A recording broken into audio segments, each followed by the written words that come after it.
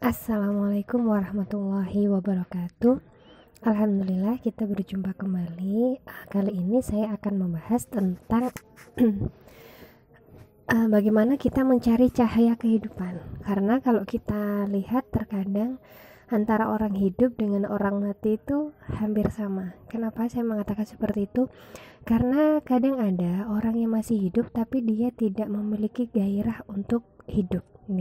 Jadi dia mengalir apa adanya, terus kemudian dia seperti mengikuti arus. Ketika ada yang mengajak ke kanan, dia ke kanan, mengajak ke kiri, dia ke kiri ya. Jadi kalau diibaratkan itu seperti ini, seperti daun yang jatuh di sungai, kemudian dia selalu mengikuti aliran air, ataukah seperti ikan yang mati yang dia nggak melawan arus, tapi dia itu justru mengikuti aliran air. Nah, ini akhirnya dipertanyakan nih, orang ini sebenarnya hidup ataukah dia dalam makna itu dia sebenarnya mati gitu ya. Mati dalam artian itu dia itu tidak memiliki visi dalam kehidupannya sehingga dia berjalan apa adanya gitu ya. Nah, tapi kalau kita melihat ketika orang yang modelnya hidup seperti ini ya, dia tidak akan ada progres. Baik itu progres secara finansial atau progres ini ya secara duniawi gitu ya. Nah, ataupun progres secara akhiratnya. Makanya dari sini harus kita cari tahu agar kita itu memang hidup itu benar-benar hidup gitu ya, benar-benar hidup. Makanya temukan cahaya kehidupanmu sehingga kamu itu akan menjadi orang-orang yang benar-benar hidup. Nah ini ya. Jadi di sini yang pertama yang harus kita lakukan kalau yang namanya hidup itu adalah sebuah perjalanan, maka di situ digambarkan kan kita memang butuh petunjuk gitu ya, petunjuk arah, petunjuk perjalanan. Nah ini kita harus tahu nih sebenarnya kita itu mau kemana sih arahnya gitu ya, kehidupannya. Kemudian petunjuknya bagaimana agar kita bisa mencapai tujuan gitu ya, tujuan kehidupan kita tadi, karena arahnya itu sudah ada penentunya. Nah dari sinilah akhirnya kita memang harus mencari tahu, kita harus mencari tahu yang artinya mencari pengetahuan, mencari ilmu, menemukan cahaya, tadi ya cahaya kehidupan. Nah sehingga kita benar-benar selamat nih dunia dan akhirat gitu ya.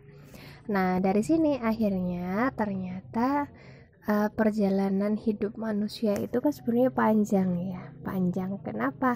Karena ternyata perjalanan hidup manusia itu tidak hanya di dunia, tapi juga nanti kelak itu perjalanan hidupnya itu ada di akhirat gitu ya. Nah kalau kita manusia itu butuh makan, butuh minum gitu ya, butuh berpasangan, terus kemudian butuh juga istirahat, butuh juga membuang kotoran dan lainnya. Nah, bagaimana dengan kalau kita lihat ketika dalam menjalani kehidupan kita berdampingan dengan hewan? Ternyata hewan tuh sama gitu ya. Kalau mereka juga butuh makan, butuh minum, butuh tidur, butuh berpasangan, butuh buang hajat, itu sama. Nah, dari sini akhirnya yang perlu dipertanyakan, apakah kita ingin ataukah kita menginginkan kehidupan seperti hewan tadi gitu ya, yang sama dengan hewan, ataukah kita menginginkan kehidupan yang benar-benar kita memiliki cahaya dan itu bisa membuat kita itu lebih mulia daripada sekedar hewan gitu ya.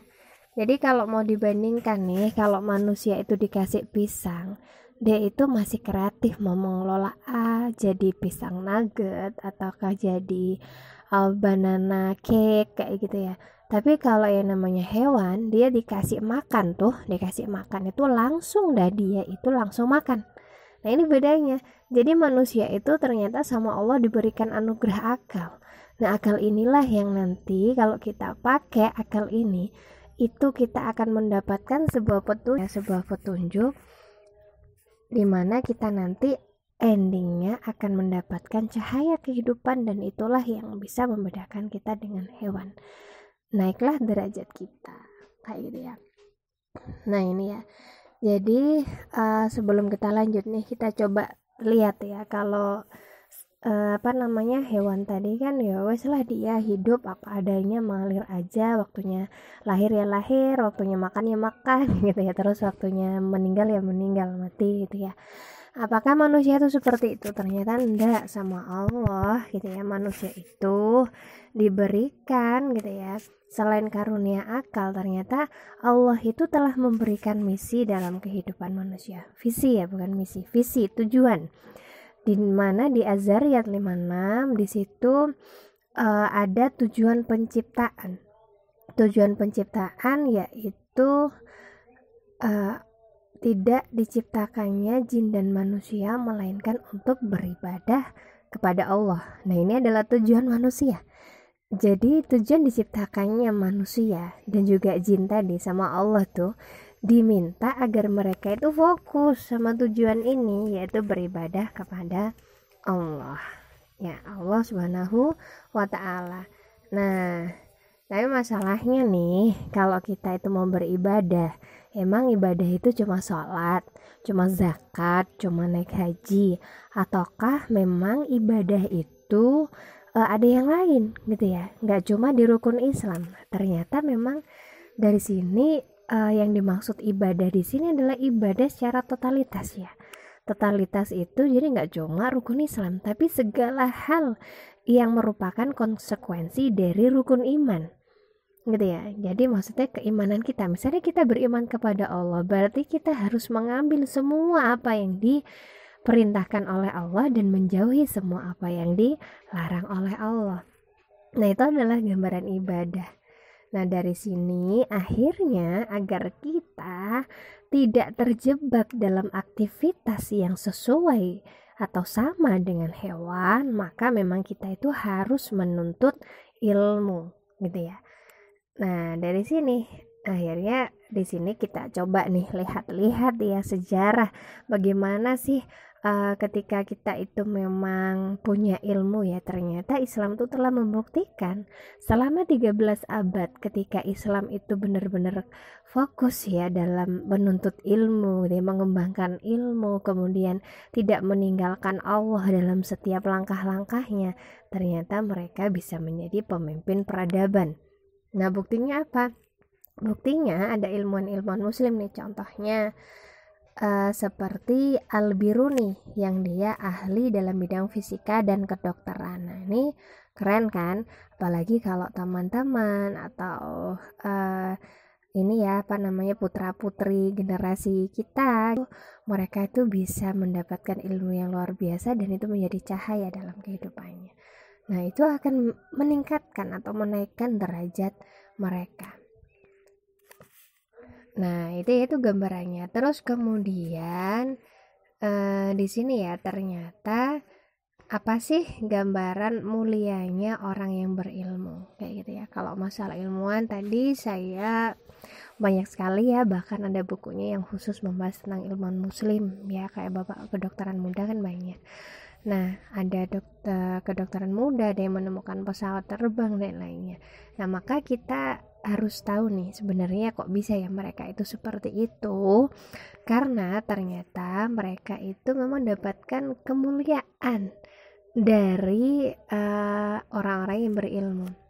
Di sini ya, yang pertama apa? Ternyata Allah akan meninggikan derajat orang yang berilmu di akhirat dan di dunia. Masya Allah, orang yang berilmu itu memang naik derajatnya. Minimal derajatnya tadi ya berbeda dengan hewan, mereka lebih tinggi karena punya ilmu. Tapi mereka lebih tinggi daripada orang yang gak punya ilmu, kan gitu ya. Jadi dinaikkan derajatnya oleh Allah.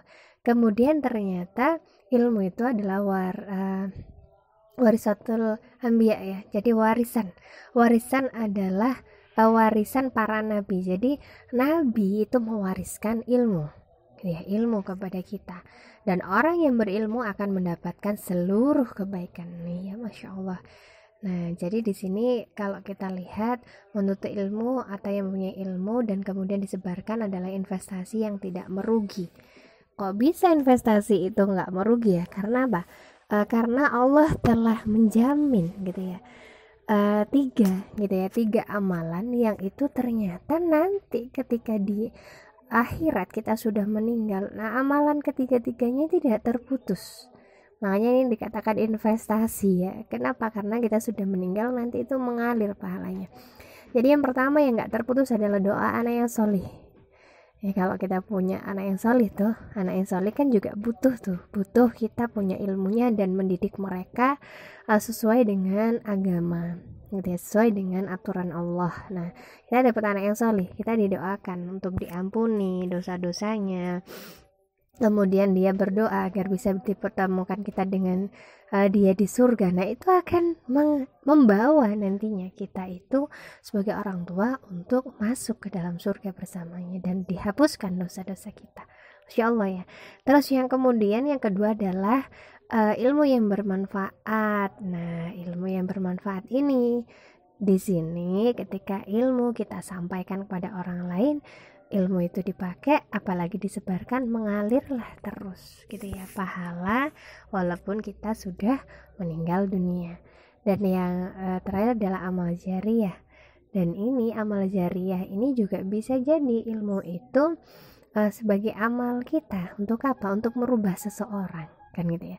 Ketika seseorang berubah itu amal jariah kita. Kalau dia menjadi baik, dari ibaratnya kita ngajarin anak itu misalnya Al-Fatihah, dia pakai terus Al-Fatihahnya, itu juga akan mengalir gitu ya, menjadi amal jariah kita. Masya Allah ya, itu gambarannya loh, luar biasanya ilmu, dan apalagi kita sebarkan ilmu itu. Nah makanya dari sini memang Islam itu mewajibkan agar kita memiliki cahaya kehidupan, kita itu harus menuntut ilmu.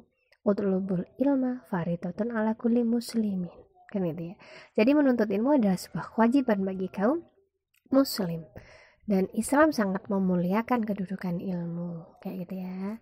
Jadi menuntut ilmu itu adalah salah satu cara meningkatkan taraf berpikir. Ya, jadi maksudnya taraf berpikir yang awalnya itu kayak hewan gitu ya, karena dia punya ilmu ternyata ini nggak boleh karena ini tingkah laku yang diharamkan kayak gitu ya. Terus kemudian ini ternyata nggak boleh, adabnya seperti ini. Kalau hewan kan nggak punya adab, kalau kita nanti punya adab karena kita mengetahui ilmunya. Nah itu ya, itu gambarannya dalam menuntut ilmu. Dan ternyata memang setiap muslim harus ini menuntut ilmu ya, agar apa? Agar mereka benar-benar selamat dunia dan akhirat, dan agar mereka mendapatkan cahaya dalam kehidupan mereka. Wallahu a'lam bishawab. Wassalamualaikum warahmatullahi wabarakatuh.